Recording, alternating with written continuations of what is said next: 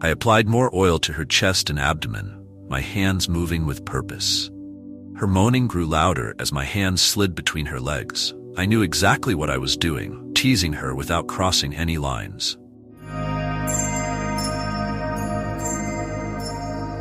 I was just minding my own business one day when my stepsister reached out, asking if I could accommodate one of her coworkers for a short stay. I wasn't exactly thrilled about the idea, but she had a valid reason, and since I lived alone and worked remotely, I figured I'd give it a shot. The next day, my sister came by with her coworker. Let's call her Angel. There were quick introductions, and they explained the arrangement. Angel would spend weekdays at my place, arriving in the evening after work and leaving early in the morning. Seemed simple enough.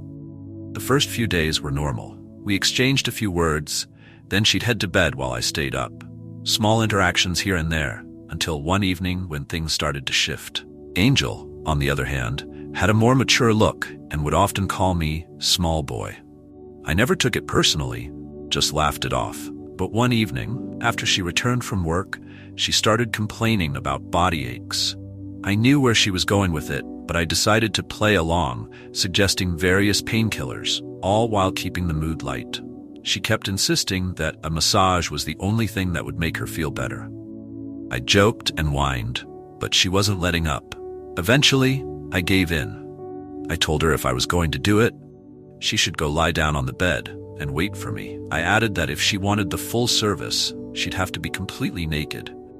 She laughed it off, of course, and settled for keeping some clothes on. I dug up an old bottle of baby oil I had lying around and headed to the bedroom. Angel was already lying down, comfortably waiting.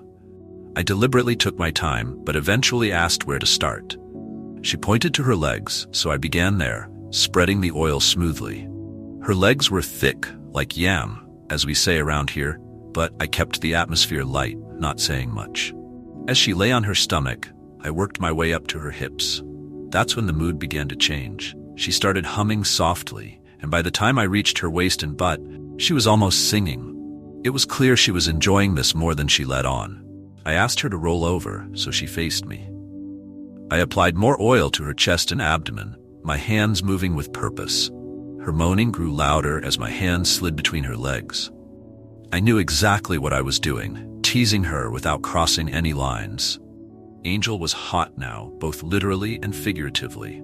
Her dark skin flushed with red, her face showing just how much the massage had gotten to her. But just as things were heating up, I decided to stop. I asked if her pain was gone, and she quietly confirmed it was. With a smile, I wished her good night and left the room. I headed to the bathroom to clean up, and not long after, she followed. She wasn't ready for the night to end, and made it clear she wanted more. It was obvious she wanted to take things further, but I politely declined. I had intentionally put her in that mood, only to walk away. If I hadn't, I knew I wouldn't get the respect I deserved from her. She was frustrated, of course, and went to bed angry. The next morning, she barely even looked at me, gave a short greeting, and left for work. But in the end, I felt I had made the right call. Don't forget to like, subscribe, share, and hit the notification bell to stay updated.